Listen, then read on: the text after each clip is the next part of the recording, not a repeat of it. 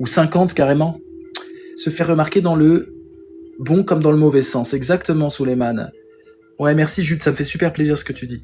Théoriquement, un débat, c'est éviter de se battre. Faut les choquer en exagérant. Voilà, exactement, Gaminou. Il y a un truc de choc, de réveil. Et moi, j'adore la pédagogie du réveil. Hein. Il y a un truc de réveil. Dans l'exagération aussi, il y a un truc très important. C'est comme le microscope. C'est-à-dire que c'est en exagérant que tu vois la vérité des choses. Bien sûr, après, il faut redescendre. L'exagération n'est qu'un moment dialectique de ta compréhension du monde ou de ce que tu explores.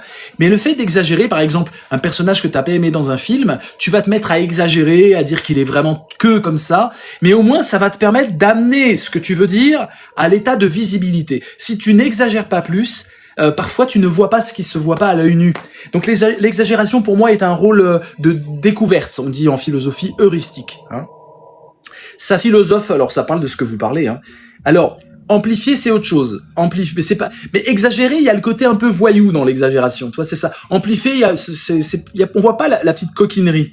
Mais quand on exagère, par exemple, quand je dis ouais, tous les rappeurs sont misogynes, tous les rappeurs français d'aujourd'hui sont misogynes, ça permet de voir aussi, il y a une troisième vertu.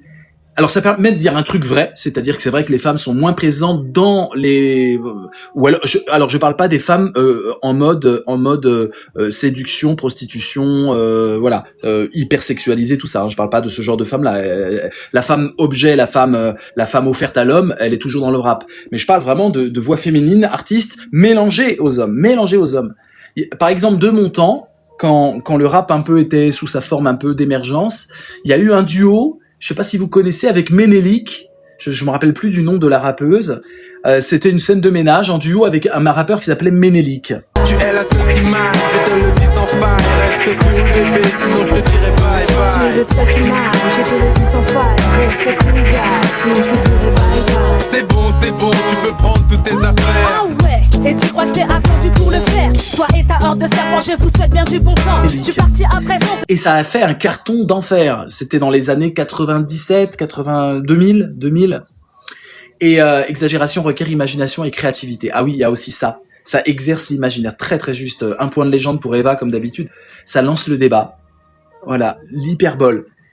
Ah ouais, c'est l'hyperbole. Mais il manque l'humour dans l'hyperbole. Dans l'hyperbole, il manque l'humour. L'hyperbole, c'est pas gaulerie. L'exagération, c'est toujours drôle.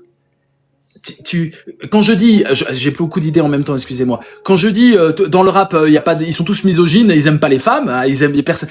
Quelque part, ça oblige l'autre, s'il est pas d'accord, à devoir argumenter. Et d'ailleurs, Niso, c'est assez marrant parce qu'il a pris ça en disant, il exagère. Bon, ils me prennent au premier degré. Ils ont pas compris que j'ai un deuxième degré, mais c'est pas grave.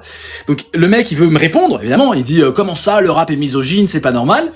Et du coup, il me sort le Makala, le fameux Makala, et il me montre un clip où il y a une nana, et la nana, elle remue son boule pendant tout le clip. Elle est là en mode twerk pendant tout le clip.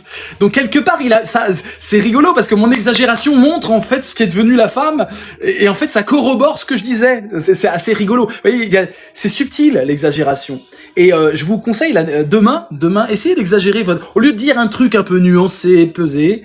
Essayez d'exagérer, vous allez voir les réactions trop drôles. Moi, je pense que c'est plus proche de la provocation. Il y a un truc de provocation. Hein. Et puis, dans l'exagération, si on continue sur ce thème de pourquoi faut-il savoir exagérer, il faut aussi se sortir un peu une sorte de colère en soi. Tu peux pas exagérer si t'as pas un peu d'énergie. Et vous savez bien que je suis un grand partisan de mettre de l'énergie dans le débat. Hein. Et en tout cas, d'avoir un rapport corporel au débat, charnel au débat. Et l'exagération t'oblige à sortir ton âme. Quand quelqu'un parle comme un mec qui a fait l'ENA tout froid, de façon administrative et technocratique, les politiques d'ailleurs souffrent parce que tout est plat, tout est lisse, on veut plaire à tout le monde et du coup on s'endort. Alors que quand t'exagères, il y a un truc ça oblige les gens d'en face à être intelligents, à essayer d'être intelligents. Donc il y a 1000 vertus à l'exagération.